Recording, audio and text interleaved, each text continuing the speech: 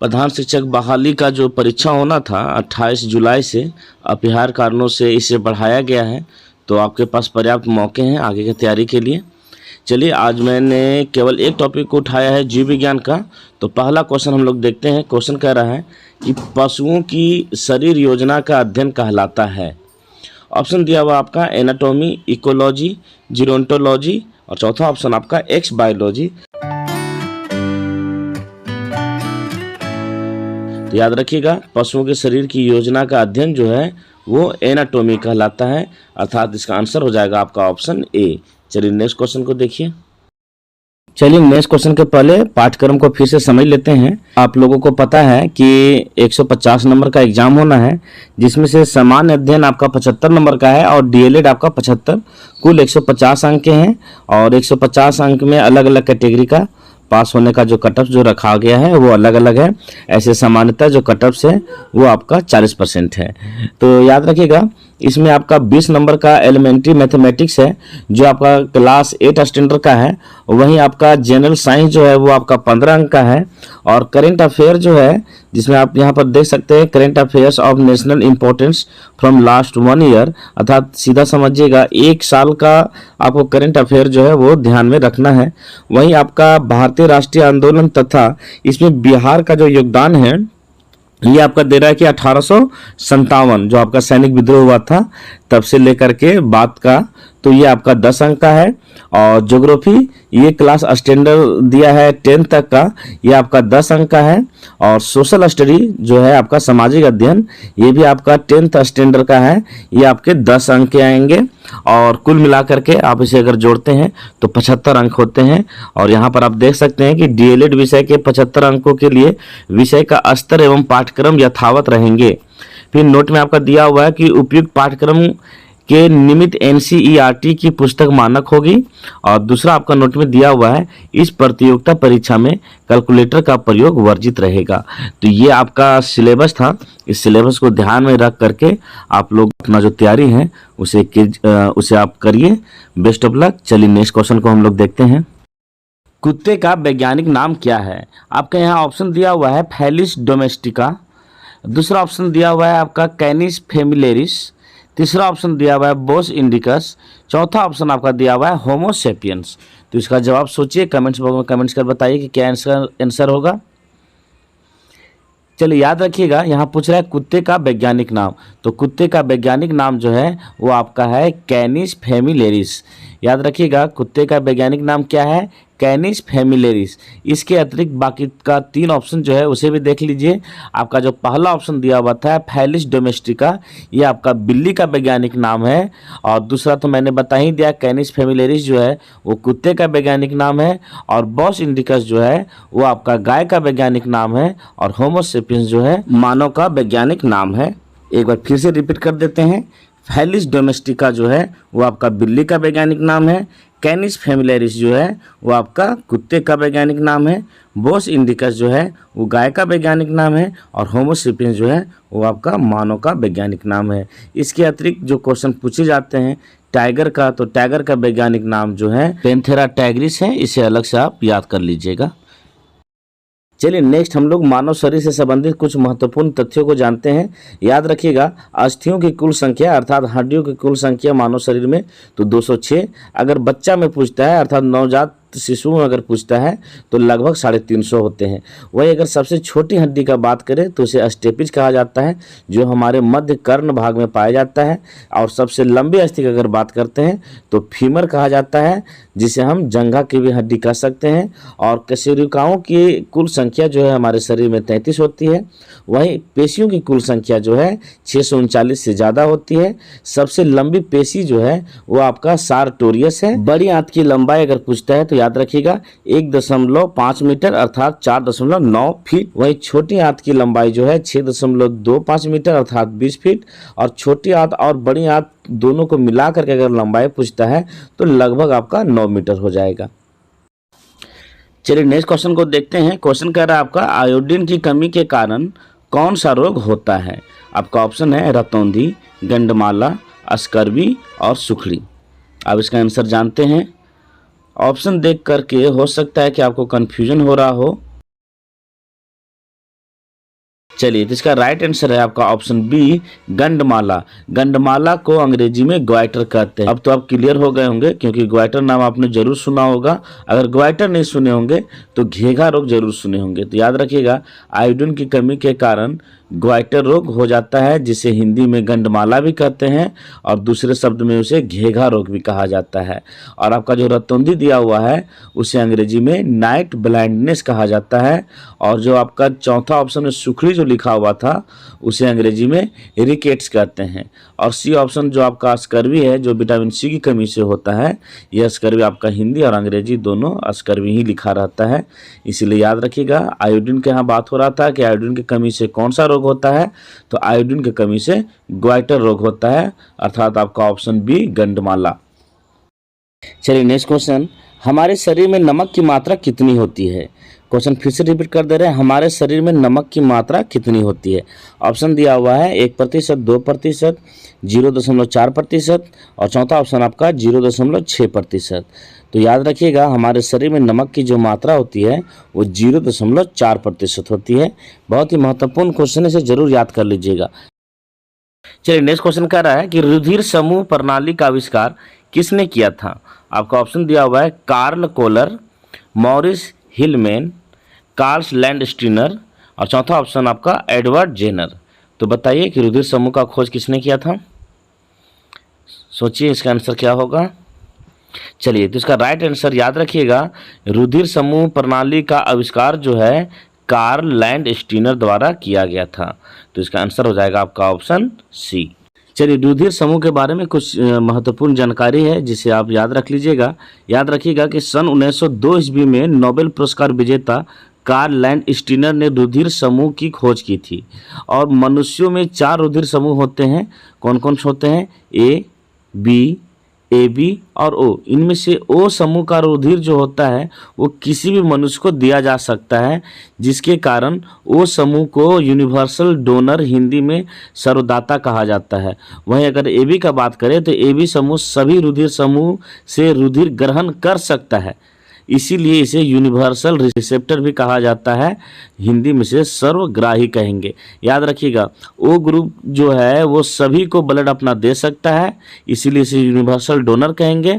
और A B जो है उस सभी ब्लड ग्रुप से ब्लड है सो ले सकता है, इसीलिए इसे यूनिवर्सल रिसेप्टर कहा जाता है, हिंदी में से सर्वग्राही कहते हैं। तो ये कुछ महत्वपूर्ण जानकारियाँ थी जिसे ध्यान में रखेंगे। चलिए नेक्स्ट क्वेश्चन को देखते हैं। मानव की हड्डी फिबुला पाई जाती है। आपका ऑप्शन दिया हुआ है भुजाओं में, पैरों में, पाद में और हाथों में। तो याद रखिएगा, इसका आंसर हो जाएगा आपका ऑप्शन बी, पैरों में। याद रखिएगा, मानव की हड्डी फिबुला कहाँ पाई जाती है? तो पैरों में।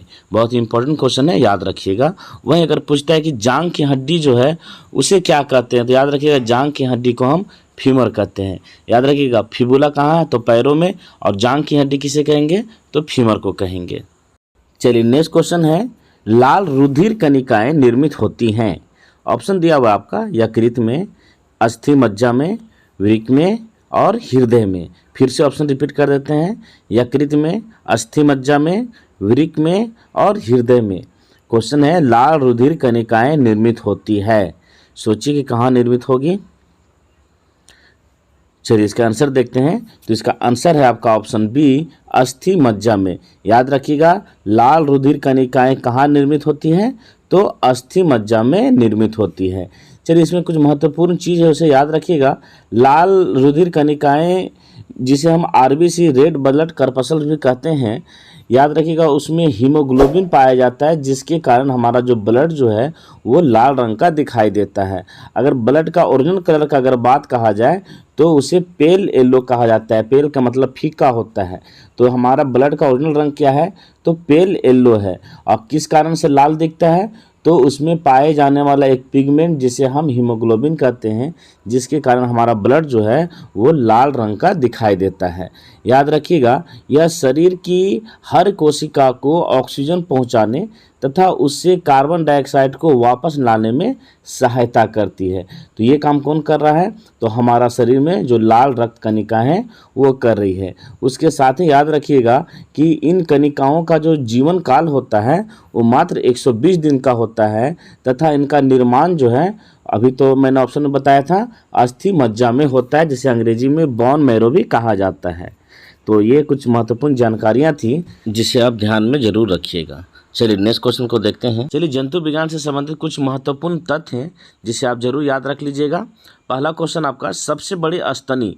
अगर पूछता है सबसे बड़ी स्तनी कौन है तो याद रखिएगा ब्लू व्हेल मछली। याद रखिएगा ब्लू व्हेल मछली जो है वो मेमल्स है, न कि फिशेस कैटेगरी के हैं। और दूसरा क्वेश्चन कि सबसे विशाल स्थली ये स्तनी अगर पूछता है तो हाथी। याद रखिएगा सबसे बड़ा स्तनी अगर पूछता है, इसमें कंडीशन नहीं है कि पानी में या फिर ज़मीन में, तो उस कंडीशन में हम ब्लू व्हेल मछली को करेंगे। ठीक है, ब्लू व्हेल जो है वो स्तनी है, जिसे अंग्रेजी में मेमल्स कहा जाता है। और अगर पूछता है सबसे बड़ा विशाल स्थलीय स्तनी तो आपका हाथी हो जाएगा। याद रखिएगा सबसे बड़ा अगर अंडा देने वाला जिसका जो अंडा है वो आपका 6 इंच का होता है लगभग। वहीं अगर पूछता है कि सबसे बड़ा स्थलीय पक्षी कौन सा है तो सबसे बड़ा स्थलीय पक्षी भी आपका शुतुरमुर्ग है। और विशालतम जीवित सरीसृप अगर पूछता है, सरीसृप जिसे अंग्रेजी में रेप्टाइल्स कहा जाता है, तो याद रखिएगा सबसे बड़ा विशालतम जो रेप्टाइल्स है वो आपका टर्टिल है। वहीं विश्व में सबसे विषैला अगर सांप का अगर बात करते हैं तो ऑस्ट्रेलिया का सांप है जिसका नाम है पेनिनसुलर टाइगर सर्प। क्या नाम है? पेनिनसुलर टाइगर सर्प। ये ऑस्ट्रेलिया में पाया जाता है, वो विश्व का सबसे विषैला सांप होता है। वहीं सबसे लंबा अगर स्तनी का अगर हम बात करें, याद रखिएगा सबसे लंबा स्तनी बोल रहा है तो सबसे लंबा स्तनी जो है वो आपका जिराफ है। और सबसे छोटी चिड़िया बहुत ही कॉमन क्वेश्चन है और कई बार एग्जाम में पूछ चुका है, तो याद रखिएगा। वैसे उम्मीद है कि आप लोगों को पता होगा, हमिंग बर्ड। सबसे छोटी चिड़िया कौन है? Humming bird. ये तितली से भी छोटी होती है।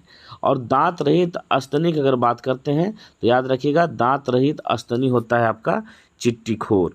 वहीं शरीर का सबसे व्यस्त अंग अगर पूछता है तो याद रखेंगे कौन है? यकृत। शरीर का सबसे व्यस्त अंग अगर पूछता है तो यकृत। और सबसे भारी कशेरुकी अगर पूछता है तो याद रखेंगे लंबर को कहा जाता है।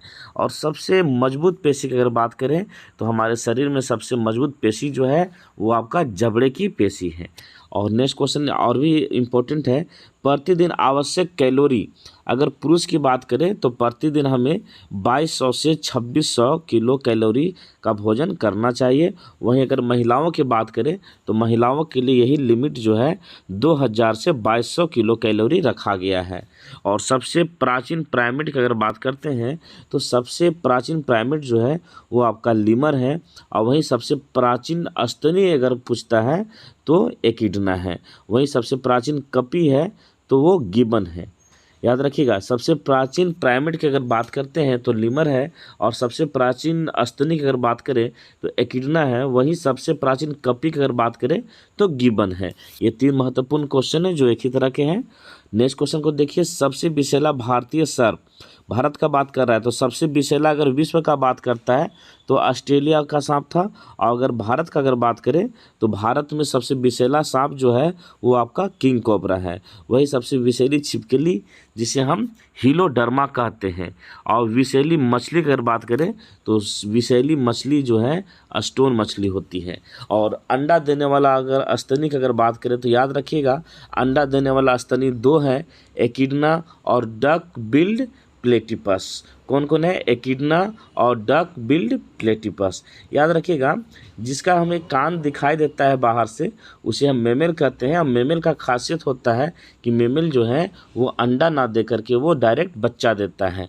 लेकिन वहीं आपका 2 मेमल जो है कौन कौन? एकिडना और डक बिल्ड प्लेटिपस। ये दोनों मेमल्स हैं और मेमल्स होने के बावजूद ये दोनों जो हैं वो अंडा देते हैं। और सबसे छोटा स्तनी की अगर बात करें तो सबसे छोटा स्तनी आपका छुछुंदर है। और सबसे तेज दौड़ने वाला जंतु चीता होता है। याद रखिएगा सबसे छोटा स्तनी आपका छुछुंदर है और सबसे तेज दौड़ने वाला जंतु जो है वो आपका चीता है। और सबसे बड़ा सर्प का अगर बात करते हैं, सबसे बड़ा सांप कौन है? तो सबसे बड़ा सांप आपका पाइथन है। और घोंसला बनाने वाला सांप, याद रखिएगा कि घोंसला बनाने वाला सांप कौन सा है? तो किंग कोबरा। एकलौता सांप जो है किंग कोबरा जो घोंसला बना करके रहता है। तो ये कुछ जंतु विज्ञान से संबंधित महत्वपूर्ण तथ्य थे। जिन्हें आप ध्यान में जरूर रखेंगे। आपसे आग्रह होगा कि इस चैनल को आप सब्सक्राइब कर लीजिए ताकि नेक्स्ट वीडियो जब भी मैं लेकर के आऊँ तो आप तक ये वीडियो पहुंच सके। इसके लिए सब्सक्राइब करने के साथ साथ बेल आइकन को भी ज़रूर दबा दीजिएगा और स्क्रीन में दिख रहे क्वेश्चन को 1 मिनट वीडियो को पॉज करके इसे आप नोट कर लीजिए। बहुत ही महत्वपूर्ण क्वेश्चन दिए हुए हैं। ये क्वेश्चन जो है चिकित्सा संबंधी आविष्कार से हैं और ये क्वेश्चन अति महत्वपूर्ण क्वेश्चन में भी हैं। तो आग्रह है कि आप वीडियो को पॉज कर लीजिए और सारा क्वेश्चन को नोटबुक में उतार लीजिए। चलिए नेक्स्ट क्वेश्चन को देखते हैं। शरीर में कैल्शियम ऑक्सलेट की बहुत ज़्यादा मात्रा, खाली स्थान दिया हुआ है, का कारण बनती है। आपका ऑप्शन दिया हुआ है ब्रोंकाइटिस, मधुमेह, पथरी और मेनिंजाइटिस। तो याद रखिएगा, अगर शरीर में कैल्शियम ऑक्सलेट की मात्रा अगर बढ़ जाएगा तो आपको पथरी हो सकता है। तो इसका आंसर हो जाएगा आपका ऑप्शन सी, पथरी। याद रखिएगा, फिर से रिपीट कर दे रहे हैं, शरीर में कैल्शियम ऑक्सलेट की बहुत ज़्यादा मात्रा खाली स्थान का कारण बनती है। तो क्या कारण बनती है? पथरी का कारण बनती है। तो कैल्शियम ऑक्सलेट जो है पथरी का कारण है। क्वेश्चन है, उपकला उत्तक को खाली स्थान भी कहा जाता है। आपका ऑप्शन दिया हुआ है संयोजी उत्तक, संरक्षी उत्तक, पेशी उत्तक और चौथा ऑप्शन आपका तंत्रिका उत्तक। तो याद रखिएगा, उपकला उत्तक जो है उसका दूसरा नाम संरक्षी उत्तक है, अर्थात उपकला उत्तक को खाली स्थान में क्या भरा जाएगा? संरक्षी उत्तक भी कहा जाता है, अर्थात ऑप्शन बी हो जाएगा इसका आंसर। मानव शरीर के खाली स्थान में पीयूष ग्रंथि होती है। आपका ऑप्शन दिया हुआ है वृक्क में, यकृत में, गला में और मस्तिष्क में। तो इसका आंसर आप लोग सोचिए कि क्या होगा। मैं आपको 5 सेकंड देता हूं। चलिए, यहाँ बात हो रहा है पीयूष ग्रंथि, जिसे अंग्रेजी में पिट्यूटरी ग्लैंड भी कहते हैं। तो याद रखिएगा, मानव शरीर में जो पिट्यूटरी ग्लैंड जो होता है वो हमारे ब्रेन में होता है, अर्थात हिंदी में से मस्तिष्क भी कहते हैं। तो फिर से क्वेश्चन रिपीट कर दे रहे हैं, मानव शरीर के खाली स्थान में पीयूष ग्रंथि होती है। तो याद रखिएगा, मानव शरीर के मस्तिष्क में पीयूष ग्रंथि पाया जाता है और पीयूष ग्रंथि को अंग्रेजी में क्या कहते हैं? तो पिट्यूटरी ग्लैंड भी कहा जाता है। चलिए, वीडियो बहुत ज़्यादा लंबा हो जा रहा था, इसीलिए आज इतने ही क्वेश्चन में स्टॉप करता हूँ। मिलते हैं नेक्स्ट वीडियो में, तब तक के लिए नमस्कार।